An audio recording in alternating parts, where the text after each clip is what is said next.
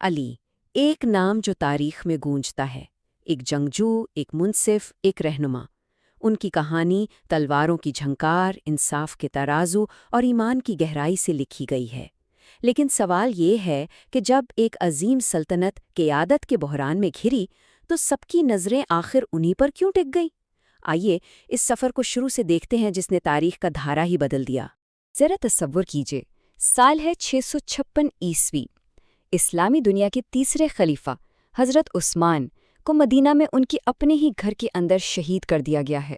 یہ خبر آگ کی طرح پھیلتی ہے اور پوری خلافت میں ایک خوف اور بے یقینی کی لہر دوڑ جاتی ہے۔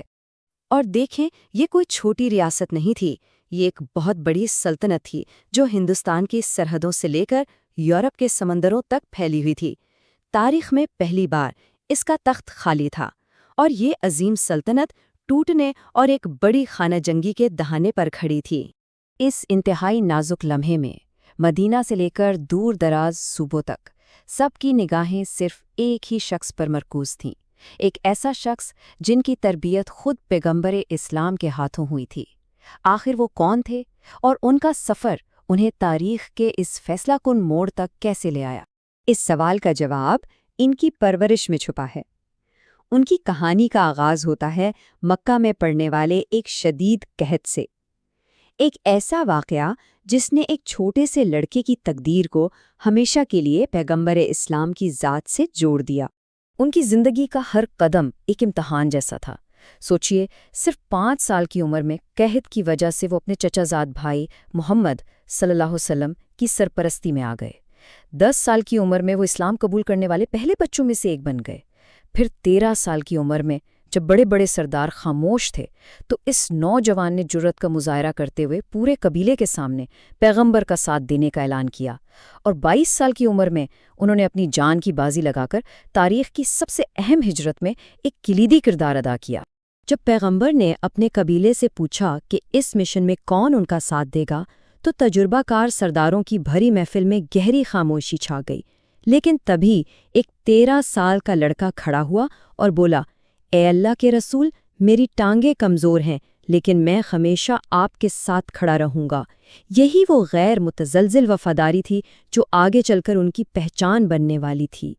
بچپن کی یہی وفاداری جوانی میں بہادری کی شکل اختیار کر گئی۔ اب وقت آ گیا تھا کہ وہ لڑکا میدان جنگ میں ایک لیجنڈ کے طور پر ابھرے، اور یہ ایمان کا ایک بہت ہی کڑا امتحان تھا۔ سب سے پہلے دھوکہ۔ ہجرت کی رات جب 40 قاتل گھر کے باہر انتظار کر رہے تھے، علی نے اپنی جان کی پرواہ کیے بغیر پیغمبر کے بستر پر سو کر انہیں دھوکہ دیا۔ پھر امانت۔ وہ 3 دن مزید مکہ میں رکے تاکہ لوگوں کی امانتیں جو پیغمبر کے پاس تھیں انہیں واپس لوٹا سکیں۔ اور آخر میں سفر۔ جولائی کی 50 ڈگری کی جھلسا دینے والی گرمی میں 450 کلومیٹر کا صحرائی راستہ پیدل طے کر کے وہ اکیلے مدینہ پہنچے۔ یہ صرف ہجرت نہیں تھی بلکہ کردار کی ایک عظیم گواہی تھی۔ مدینہ پہنچنے کے بعد اسلام کا پہلا بڑا امتحان جنگ بدر کی صورت میں سامنے آیا۔ ایک طرف صرف 313 ناتجربہ کار مسلمان تھے اور دوسری طرف مکہ کے 1000 تربیت یافتہ جنگجو، یعنی اپنے سے تقریباً 3 گنا بڑی اور طاقتور فوج۔ جنگ کے شروع میں مکہ کے 3 سب سے مغرور اور طاقتور سردار میدان میں آئے اور للکارا، اے اہل مدینہ، کس میں اتنی ہمت ہے کہ ہم سے آ کر لڑے؟ اس چیلنج کے جواب میں پیغمبر کے حکم پر جو 3 لوگ آگے بڑھے ان میں ایک 23 سالہ نوجوان بھی تھا، علی۔ انہوں نے نہ صرف اپنے مخالف کو ایک ہی وار میں ختم کیا بلکہ اپنے ساتھیوں کی مدد بھی کی۔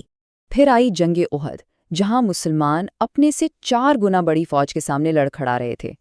اس نازک موقع پر علی نے اپنی مشہور 2 دھاری تلوار ذوالفقار سے دشمن کے سب سے بڑے جنگجو کو شکست دی۔ اس جنگ میں انہیں 16 گہرے زخم آئے، لیکن وہ آخری دم تک ڈٹے رہے اور ان کی بہادری ایک مثال بن گئی۔ اب جنگ خیبر کا منظر ہے، مسلمانوں کے حوصلے پست ہو رہے تھے۔ تب پیغمبر نے اعلان کیا، کل میں جھنڈا ایک ایسے شخص کو دوں گا جو اللہ اور اس کے رسول سے محبت کرتا ہے، اور اللہ اسی کے ہاتھ پر فتح عطا کرے گا۔ سب کی نظریں اٹھ گئیں۔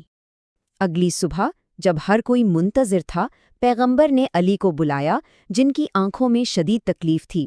انہوں نے علی کی آنکھوں پر اپنا لعاب دہن لگایا، جس سے وہ فوراً ٹھیک ہو گئیں اور جھنڈا ان کے سپرد کر دیا۔ علی نے نہ صرف خیبر کے سب سے بڑے پہلوان مرہب کو شکست دی بلکہ اس ناقابل تسخیر قلعے کو بھی فتح کر لیا۔ اچھا، میدان جنگ کے اس شیر کی ذاتی زندگی کیسی تھی؟ آئیے اب ان کے خاندان اور پیغمبر سے ان کے گہرے رشتے پر ایک نظر ڈالتے ہیں۔ جنگ بدر کے بعد علی پیغمبر کی سب سے چھوٹی اور لاڈلی بیٹی فاطمہ کا رشتہ مانگنے گئے، لیکن ایک بڑا سوال یہ تھا کہ پیغمبر کی بیٹی کا مہر کیا ہوگا، خاص کر تب جب علی کے پاس دنیا کا کوئی مال و اسباب نہیں تھا۔ پیغمبر نے پوچھا، تمہاری جنگی زرہ کہاں ہے؟ جاؤ اور اسے بیچ کر آؤ، وہی میری بیٹی کا مہر ہوگا۔ ان کا گھر دنیاوی سامان سے بالکل خالی تھا، مٹی کے چند برتن، کھجور کے پتوں سے بھرے تکیے اور آٹا پیسنے کی ایک چکی۔ یہ وہ گھر تھا جہاں کردار دولت سے کہیں زیادہ قیمتی تھا۔ اس گھرانے کو پیغمبر کی بے پناہ محبت حاصل تھی۔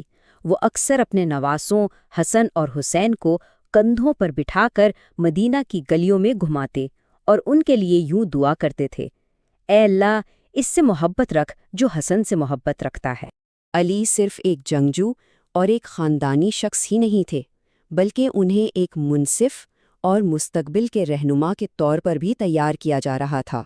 جب مسلمانوں اور مکہ کے درمیان تاریخی صلح حدیبیہ کا معاہدہ لکھا جا رہا تھا تو مخالفین نے محمد اللہ کے رسول کے الفاظ پر اعتراض کیا۔ جب پیغمبر نے علی کو یہ الفاظ مٹانے کو کہا تو ان کا ہاتھ کانپ گیا اور وہ ایسا نہ کر سکے۔ ان کے لیے یہ صرف الفاظ نہیں تھے بلکہ ان کا پورا ایمان تھا۔ جب انہیں یمن کا گورنر اور منصف بنا کے بھیجا گیا تو سب کو توقع تھی کہ وہ تلوار سے حکومت کریں گے، لیکن انہوں نے اپنی حکمت اور پھنسی تقریر کا استعمال کیا اور بغیر کوئی جنگ لڑے پورے علاقے کے دل جیت لیے۔ یہ اس بات کا ثبوت تھا کہ ان کی اصل طاقت تلوار میں نہیں بلکہ ان کے کردار میں تھی۔ اپنی زندگی کے آخری حج سے واپسی پر غدیر خم کے مقام پر پیغمبر نے ہزاروں صحابہ کے سامنے علی کا ہاتھ بلند کیا اور فرمایا، جس کا میں مولا ہوں اس کا علی مولا ہے۔ یہ ان کے بلند مقام اور مستقبل کے کردار کا ایک بہت واضح اشارہ تھا۔ پیغمبر کی تربیت میں وہ ایک طالب علم سے جنگجو بنے، جنگجو سے منصف اور منصف سے ایک رہنما۔ شیر اب تیار تھا، لیکن ایک دور تھا جو اپنے اختتام کو پہنچ رہا تھا۔ پیغمبر اس دنیا سے جا چکے ہیں، شاگرد کی تربیت مکمل ہو چکی ہے۔ وہ ایک جنگجو، ایک منصف اور ایک رہنما کے طور پر پوری طرح تیار ہیں۔ وہ شخص تو تیار ہے، لیکن اصل سوال یہ ہے کہ کیا وہ دنیا جو خانہ جنگی کے دہانے پر کھڑی ہے اس کے لیے تیار ہے؟